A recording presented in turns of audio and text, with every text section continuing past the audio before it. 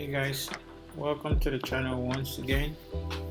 Uh, Before we get started, please subscribe, like the video so that we can grow the channel and more people can get to hear about the channel and learn uh, what's going on in the world around us. And also share the videos.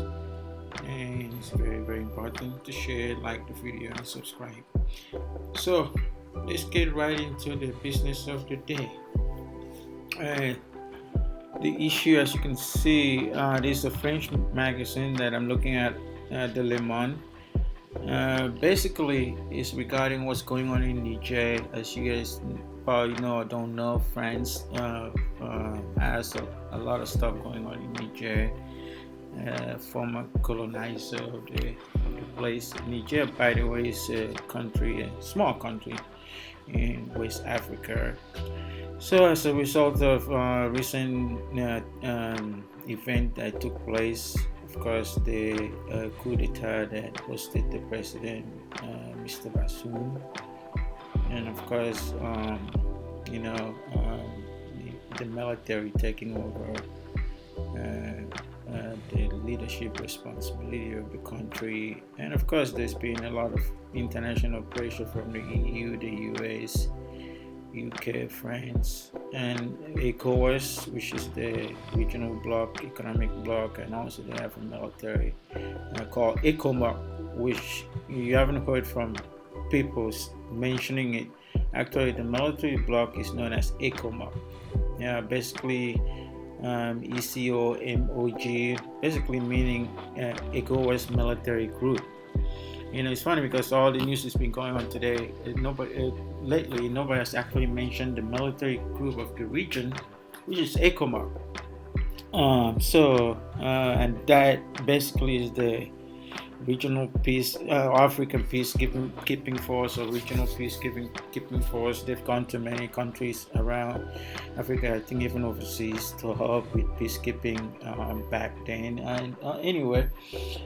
So, long story short, there've been pressure for the Juntas, the military Juntas in Niger, to return power to Bassoum and reinstall the democratic elected president. Apparently, of course, whether the people supported him or not, some people voted for him, whoever, and so basically it doesn't matter. He was the civilian elected president, a democratically elected president. So basically any democratic society just would prefer that who was elected to be president by crook or straightforward, however the election went. I wasn't there, so I don't know. But anyway, the reality is that that's where we at, right?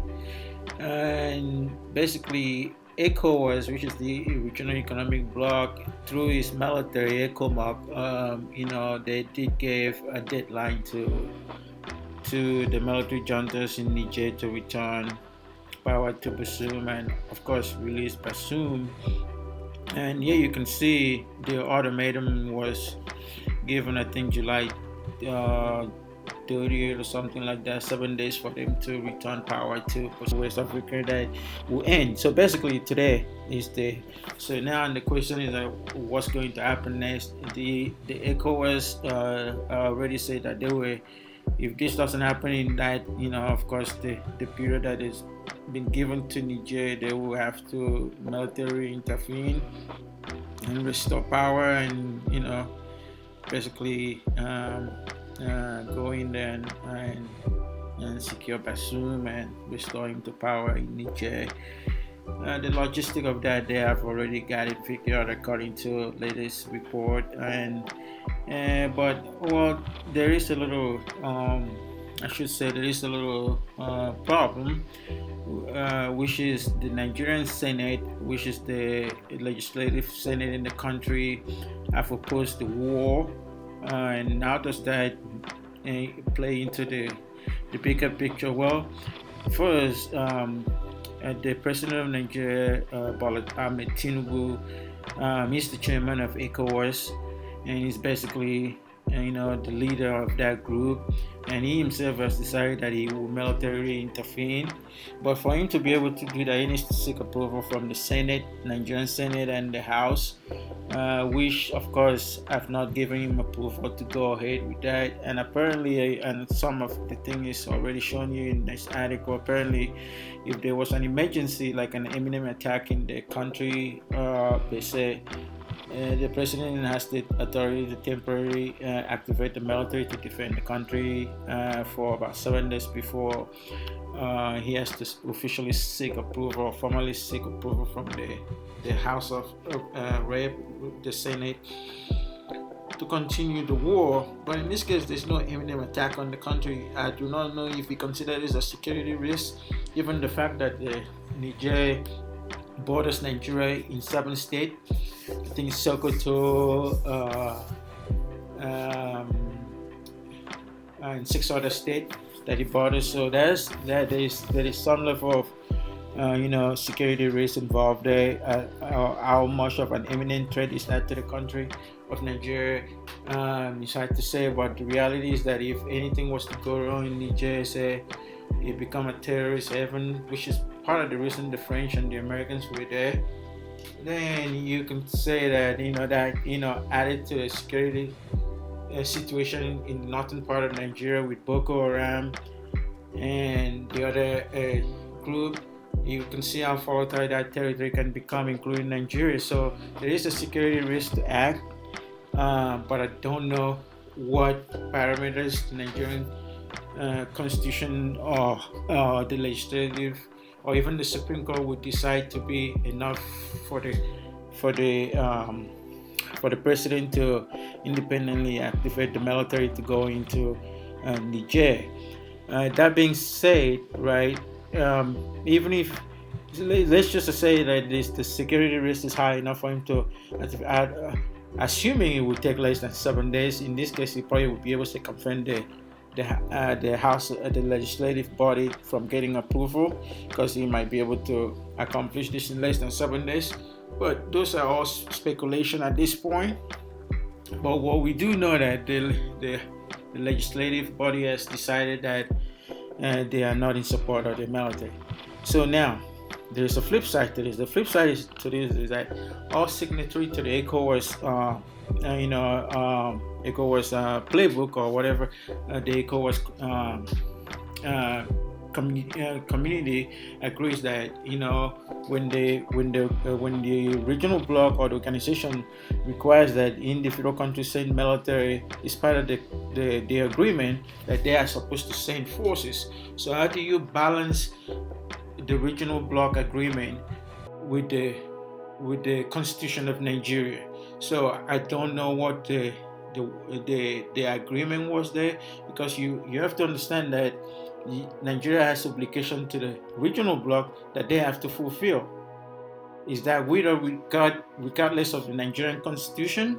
So there is a debate there too, because one is, this is not just an independent declaration of war on another country. This is a regional obligation as part of Nigeria being signatory to the ECOWAS agreement. So I don't know how this can really stop Bola Ahmed Tinubu from going ahead with the intervention, because the country have signed as a signatory agreeing to these rules and bylaws of the regional bloc. So we gotta watch out for what's going to happen next, right? My case would be that this is not going to, it's not going to end easily. Let me put it that way, because the reality is that coup is a problem. Military coup is a problem. It's not good for the bloc. It's not good for the region. My position has always been, if the military think that they can do a better job, then whoever thinks that they can do a better job should just run for presidency as a democratic elected presidency and rule the country. Does he? I don't understand. What I don't understand is that does he have to be in a military uniform for you to be able to do what you want to do? What is it from a military standpoint that makes you think if you're part of the military, you can get this done? If you run as an independent, a civilian on a democratic society, you won't be able to get this done. I just don't understand the concept of saying that only people in the military can do the job. People outside the military cannot do the job. So my question is that why don't you take the people in the military and put them in civilian uniform so that they can do the job? Because the job of running a country does not require military skills. You understand what I'm saying? But anyway, that's the update. I just wanted to give you guys a quick update of what's going on. Apparently most of the country of Niger, most of the people in the country, I don't know if most, but a lot of people in the country of Niger is support of the coup. The world is very volatile as it is, and the international interest in this, of course, not to mention Russia, has its own interest. Then, of course, Niger going to form some kind of allegiance with the Wagner group of the private security group that has been fighting in Ukraine. So this is all murky as it is right now. But anyway, guys, I don't want to take too much of your time. We'll keep an eye out on this. Today is the deadline, like I said, that Ecowas gave to Niger to reinstall Bazoum. According to Ecowas blog, they have all the measures in place, including military readiness to go in and take action if the Juntas do not comply to it. Of course, France, Britain, UK are all in support of the Ecowas action and the way they've handled this so far. I forgot to mention, initially from a diplomatic standpoint, Ecowas did send in a representative to talk to the military coup leader in Niger, but unfortunately they were not able to have that conversation. So in my opinion, maybe there would have been something positive coming out of that conversation if it actually took place. But since the plaintiff refused to have that conversation, apparently, I don't know. To me, that shows lack of diplomatic ability from the military juntas in Niger, because my experience has taught me that you should never run away from negotiation. Always negotiate. Don't ever back down from negotiation. Don't ever run and hide from negotiation. Always negotiate. Okay, and like the people will say on the street, they're like, if you're not on the table, you're on the menu. So if they avoided this negotiation, so hey, what else is there to do? They become part of the menu. So look, I would probably really advise the military juntas to reach out to the people that can probably be a force for them, which is their brothers in the West African regional bloc, and really talk about what's going on and see if there would be a better way. Maybe Bazoum doesn't have to come back to power. Maybe there can be a time for the military to transition back to a democratic elected person. They just have to rerun another election. I think I do see a peaceful resolution to this if the two sides are willing to talk. But if the two sides are not willing to talk, then whoever has the upper means is going to win. And in this case, I think Ecowas and the West probably are in a better chance to win this. I don't think Niger, Burkina Faso, Mali, and the rest really can withstand this from both economical standpoint and financial standpoint. It costs a lot of money to go to war, and I don't think they have the money for that. So alright guys, please like the video, subscribe. I'll keep you guys updated on this. Thank you so much for tuning in. I'll talk to you guys again very soon. Thank you.